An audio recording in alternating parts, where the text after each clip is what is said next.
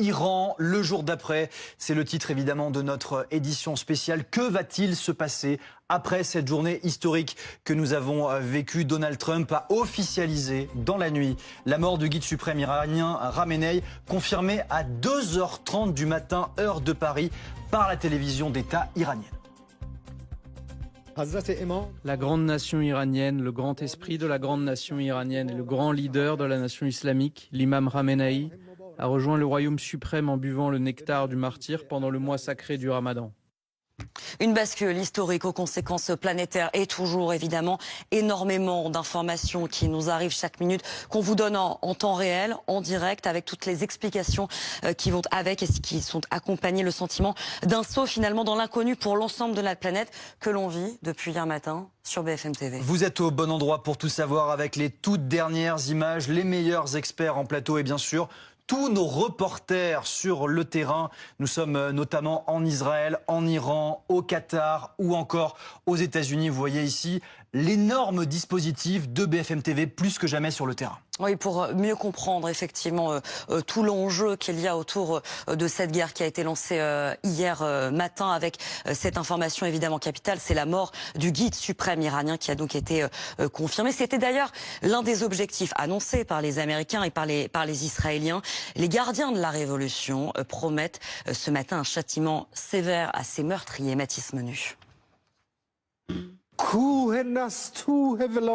À la télévision d'État, ce présentateur fond en larmes lorsqu'il doit annoncer la mort du guide suprême. Son éminence, l'ayatollah Seyed Ali Hosseini Khamenei, sur la voie de la défense de l'exaltation du sanctuaire sacré de la République islamique d'Iran, a bu la douce et pure coupe du martyr et a rejoint le royaume céleste suprême. Ali Khamenei, 86 ans, aura passé 37 ans au pouvoir. Pour lui rendre hommage, l'Iran annonce 40 jours de deuil ainsi que 7 jours fériés. Mais dans les rues, ce sont plutôt des cris de joie qui résonnent. Les habitants se réjouissent de cette nouvelle, annoncée dans un premier temps par Donald Trump sur son réseau social. Khamenei, l'une des personnes les plus diaboliques de l'histoire, est mort. Ce n'est que justice pour les Iraniens. Selon la télévision israélienne, la dépouille du guide suprême aurait été retirée des décombres de son complexe résidentiel, détruit hier pendant l'opération menée conjointement par Israël et les États-Unis. Dans un communiqué, les gardiens de la révolution dénoncent des actes criminels et terroristes et promettent des représailles. La plus féroce opération offensive de l'histoire des forces armées de la République islamique d'Iran va débuter d'un moment à l'autre contre les territoires occupés et les bases terroristes américaines. Les bombardements ont également entraîné la mort de plusieurs hauts responsables iraniens, mais aussi de proches de l'ayatollah Khamenei, dont sa fille, son gendre et sa petite-fille. Nous a rejoint en plateau le chef du service international de BFM TV, c'est Patrick Sauce. Bonjour Patrick. Bonjour à tous les deux. Vous aussi, courte nuit, comme évidemment le général Jérôme Pellistrandi, puisque l'actualité ne s'arrête pas sur BFM TV. Merci également à Hugo Capelli du service politique d'être toujours avec nous. On évoque évidemment la mort de Khamenei, mais il y a quand même une question qui se pose. Que se passe-t-il maintenant, Patrick ? Eh bien, on est sans doute au début de la fin du régime des Mollahs, mais on n'y est pas encore. Là, évidemment, hier et cette nuit, choc tellurique, y compris, vous l'avez vu, avec les images de la télévision d'État iranienne et ce présentateur qui est véritablement ému. C'est quelqu'un qui est totalement dans la propagande. Oui, mais le régime n'est pas encore tombé. Très officiellement, les autorités iraniennes ont annoncé qu'il y avait une transition totalement inédite depuis la révolution islamique en 1979, avec un triumvirat qui sera composé du président iranien, Pezeshkian, ce qui est une information en soi parce que on avait des doutes sur le sort de cet homme également, et jusqu'aux toutes petites heures de la nuit, il y avait des informations annonçant la mort de Pezeshkian. Le fait est qu'on ne l'a toujours pas vu, mais il est annoncé comme au milieu de ce triumvirat. Il y a également le chef du pouvoir judiciaire et un juriste des gardiens de la Révolution. Ça, c'est pour l'affichage. Le reste, on sait très bien que ces hommes-là sont soit des morts en sursis, soit des gouvernants en sursis. Ensuite, c'est évidemment la grande question. Jusqu'où va aller Donald Trump? Lui-même a laissé entretenir le flou sur les bombardements. Il a dit on va bombarder toute la semaine, mais pour aller jusqu'où? Jusque quoi? Il va sans doute y avoir aussi un certain, match de ping-pong, c'est-à-dire que là, en ce moment même, l'Iran est en train de bombarder un certain nombre de pays du Golfe et Israël. Oui, mais on va en parler. Oui, mais pour envoyer ces missiles, il faut bien dévoiler ces rampes de missiles. Vous allez avoir en miroir des opérations de bombardement de la part de l'armée israélienne et ça risque de durer quelques jours. Et puis, pour la suite de l'Iran, eh bien, on sera obligé de revenir parce que pour l'instant, c'est la grande inconnue, évidemment. Oui, la suppression du guide suprême qui est une nécessité, mais on comprend qui n'est pas suffisante pour les États-Unis. C'est là où on vous rejoint justement, Marie Gentric. Vous êtes à Washington et Patrick Sauce le disait à l'instant, Marie. Donald Trump a expliqué, a promis de nouvelles frappes, au moins tout au long de la semaine qui arrive. Exactement. Dans un long message posté sur son réseau social Truth, Donald Trump a donc annoncé la mort de l'ayatollah Ali Khamenei. Et à la fin de ce message, eh bien, il dit qu'effectivement, les bombardements, des bombardements intensifs, ce sont ses mots, vont continuer tout au long de la semaine, voire plus, pour atteindre l'objectif final, dit-il. Et là, il écrit en majuscule, la paix au Moyen-Orient, voire la paix dans le monde. Alors vraiment, en fait, c'est la question de savoir quel est le calendrier de Donald Trump, quel est le plan de Donald Trump. Avant de publier ce message sur son réseau social, le président américain avait accordé une courte interview téléphonique aux médias très sérieux Axios, et il disait relativement la même chose, à savoir, soit les frappes vont continuer pendant encore quelques jours, soit les frappes, pour le coup, vont continuer pendant bien plus longtemps. La question en fait est de savoir si Donald Trump va poser un ultimatum, un nouvel ultimatum aux Iraniens, ou alors s'il va aller plus loin et demander carrément un changement de régime. C'est ce qu'il semble suggérer dans son post sur Truth. La question maintenant est aussi de savoir s'il va avoir suffisamment de soutien ici aux États-Unis, puisque du côté des démocrates, mais également au sein de sa propre base, beaucoup ne sont pas pour une intervention sur le long terme, beaucoup ne sont pas pour une guerre sur le long terme au Moyen-Orient. Merci beaucoup Marie. Et bien évidemment, nous nous arrêtons pendant toute la matinée sur différents points essentiels, mon général, pour comprendre évidemment ce qui se joue. Et d'abord, regardez cette vue satellite du complexe résidentiel tel qu'il est présenté de l'ayatollah Khamenei. Que voit-on précisément ici, mon général? D'abord, moi, ce qui me frappe d'un point de vue extérieur, c'est qu'on a ici une zone complètement bombardée, mais alors autour, il n'y a pas vraiment de dégâts. Oui, ça c'est un élément qui est extrêmement important.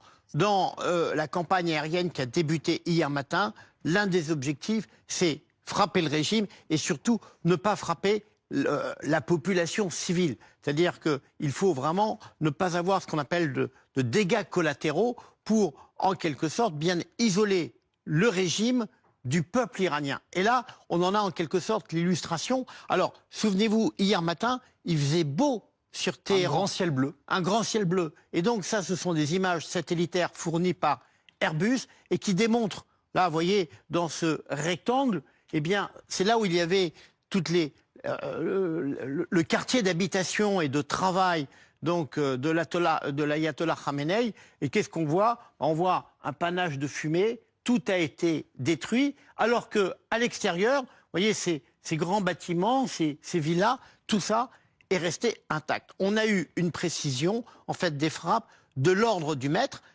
parce que là, il y avait tous les chefs, et en particulier l'ayatollah Khamenei. Alors on va dézoomer à présent, puisqu'on se projette vraiment sur cette journée à J+1, et sur potentiellement d'autres cibles qui pourraient être dans le viseur des Américains ou d'Israël. Ça, c'est la carte de l'ensemble des cibles hier à Téhéran. Que voit-on et est-ce qu'on pourrait imaginer qu'il y ait de nouvelles frappes sur l'ensemble de ces sites encore aujourd'hui? Oui, alors, vous voyez, on voit cette photo satellitaire donc, de Téhéran, avec au nord, on voit des montagnes, c'est une très grande ville, il faut comprendre que c'est 2 millions d'habitants à Téhéran, il y a même un réseau de métro qui existe et qui fonctionne, et donc vous avez la répartition d'un certain nombre de points clés dans lesquels, eh bien, il y a les éléments du régime. Ce que l'on a vu tout à l'heure, c'est ici, cette résidence qui était totalement détruite, mais on voit bien sûr, que le ministère de la Défense, le quartier général, des quartiers généraux constituent des cibles. Alors, la difficulté, c'est que il y a les bâtiments, mais en fait, le plus important, c'est au-delà des bâtiments que l'on peut détruire, ce sont les têtes qui doivent être détruites. Et donc, visiblement, Hier matin, il y avait du renseignement extrêmement précis disant qu'un certain nombre d'officiels, dont l'ayatollah Khamenei, étaient dans cette résidence, et ce qui a permis l'efficacité de cette frappe. Voilà pour donc ces explications. Dernières images sur lesquelles on revient évidemment, Pauline, aussi avec vous. Ce sont ces images de dégâts qui ont été constatés, des dégâts impressionnants qui sont arrivés notamment de notre côté pour tous les journalistes au fur et à mesure de cette journée déjà qualifiée d'historique. Voilà, merci Léopold, merci Général pour ces informations. On accueille également sur notre plateau Rina Bassis, correspondante de la radio israélienne à Paris, ancienne diplomate. Bonjour. On va y revenir avec vous dans un instant. Patrick Sceaux, juste quand même une question, parce qu'on parlait à l'instant des frappes en Iran, mais il y a aussi ce matin pas mal de frappes qui partent justement de l'Iran. Il y a une particularité, c'est que le guide suprême est donc mort. Qui prend les décisions de ces frappes? Qui est-ce qui décide en ce moment?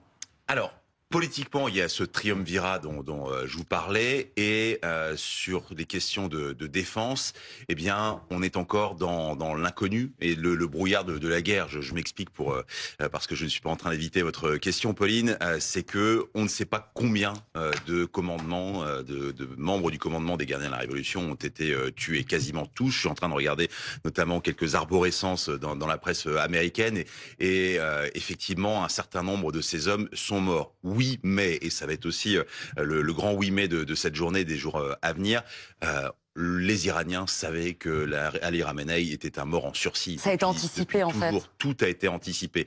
Le problème pour les mollahs et aussi pour les gardiens de la Révolution, c'est jusqu'où ce jeu de domino a été anticipé.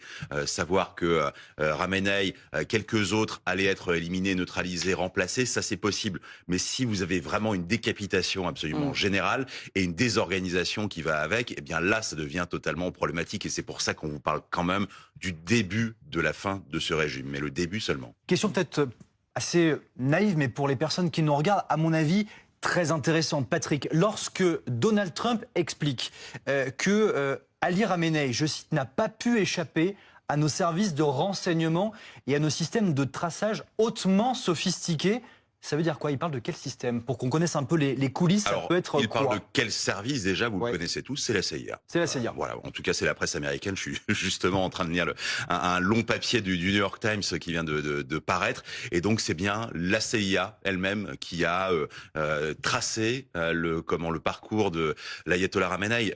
Alors, encore une fois, c'était un homme qui était traqué, c'était un mort en sursis, si vous voulez. Il y avait énormément de choses faites pour qu'il évite d'être tué à un moment. Mais de qui on parle? On parle quand même d'un homme de 86 ans qui était malade, quasiment en phase terminale d'un cancer, et que vous ne pouviez pas déplacer à votre aise. Il fallait changer de moyens, même de se déplacer absolument tous les jours. Il ne pouvait pas y avoir une réunion tous les matins à 8 heures dans sa résidence. C'était beaucoup trop facile. Mais il y a un moment, tout ceci allait arriver. Ça faisait donc des mois que cet homme était tracé le plus précisément possible, mais en fait des années qu'il était suivi. Et puis n'oubliez pas, la guerre des 12 jours, ça a servi aussi de retour d'expérience absolument énorme pour les Américains et les Israéliens, parce qu'ils ont vu déjà avec ces bombardements comment les Iraniens réagissaient. Souvenez-vous, en juin dernier, lorsqu'on vous parlait pendant cette guerre des 12 jours, on vous parlait du taux de pénétration immense de l'appareil d'État iranien par les services de renseignement israéliens, mais aussi par les CIA. Mais ce qu'on comprend, c'est que cette fois-ci, c'est bien un point rouge sur le front de l'ayatollah qui a été mis par la CIA depuis bien longtemps, et ce sont les Israéliens qui ont bombardé.